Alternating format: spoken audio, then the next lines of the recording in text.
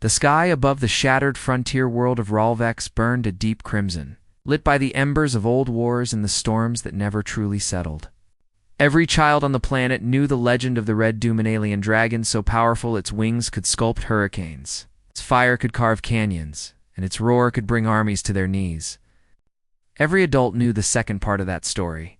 The Red Doom had been exiled long ago by the Galactic Conclave after a catastrophic battle that left cities in ruins. But none knew the truth.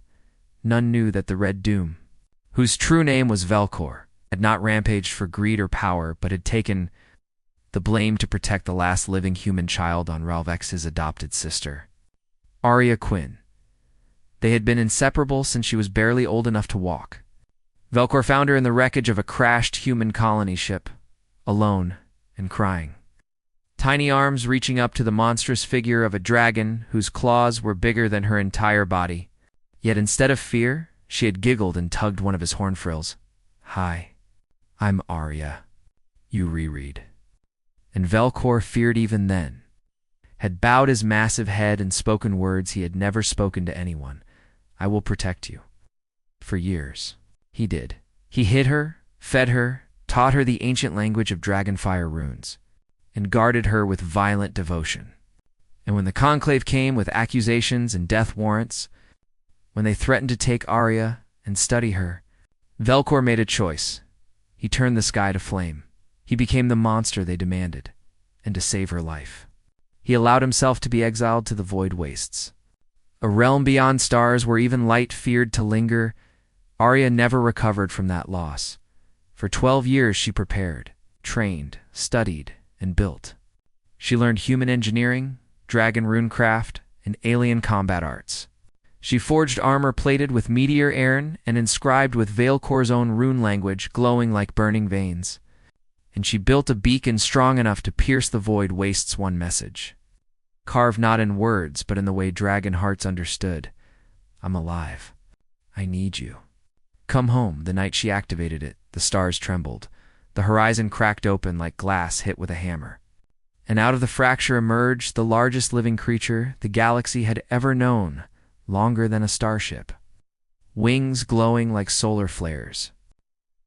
Eyes burning with fury held back for too many years. Velcor returned. He landed with such force that the mountains bowed. Arya, armored and ready, stepped forward, staring up toward the towering snout and the eyes that had watched her grow. "Brother," she said softly. Those titanic eyes softened. The ground shook as he lowered his massive head. "Arya." "Little flame. You called me." She touched his snout, palm to warm scales. "They're coming for us again." And no, Velcor growled. "The Conclave has declared humanity illegal. Their fleets move already." Arya climbed onto his back, slipping into the saddle-like formation of scales that had always been meant for her.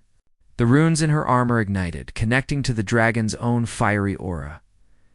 "Then we finish this," she said. Velcor's wings spread, fire gathering between each membrane like captured stars. "For you," he rumbled. "Always." The return of the Red Dew, the Conclave Armada, descended the next day, thousands of warships, dreadnoughts, and hunter-killers forming a blanket of steel across the sky. Their leader, High Marshal Kael'Ryth, appeared on every channel. "Red Doom, human anomaly.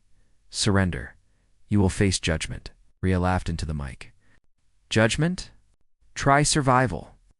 Velcor launched himself into the sky with a roar that shredded clouds and shook warships out of formation. The first barrage hit him. Like a meteor storm lasers. Plasma, ion cannons, but Velcor's scales cracked them like rain. Dragons of his kind were ancient cosmic beings, born in the hearts of stars and hardened in supernova winds, and Arya was not merely a passenger. She activated the armored dragon interface she'd spent years designing. Her armor synchronized with Velcor's energy, channeling fire through projectors built into her gauntlets. "Let's do it, brother." Velcor inhaled. Gathering fire older than continents, Arya charged her arm cannons with dragon flame essence. They exhaled and fired as one.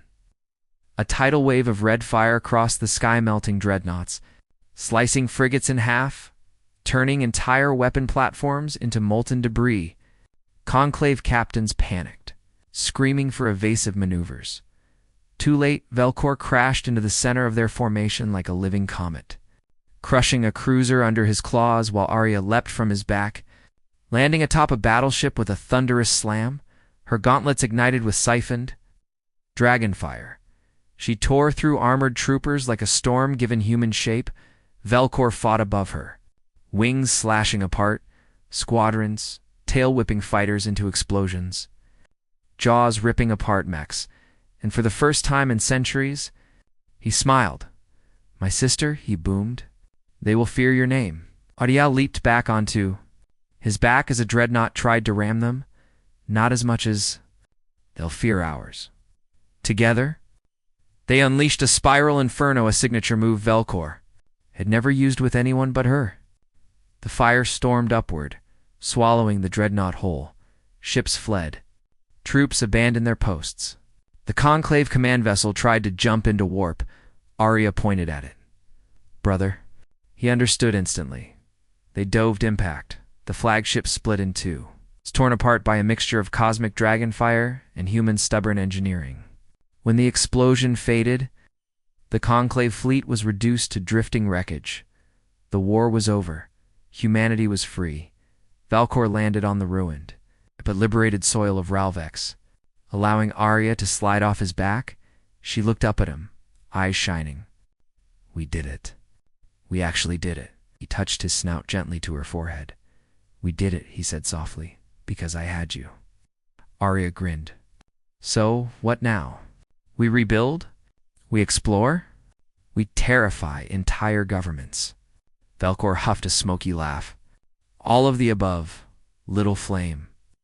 And together with the deadliest alien dragon the galaxy had ever feared, and the fierce human warrior it had raised," he set off. "Brother and sister, terror and hope, fire and humanity, the Red Doom had returned, and this time, he wasn't alone."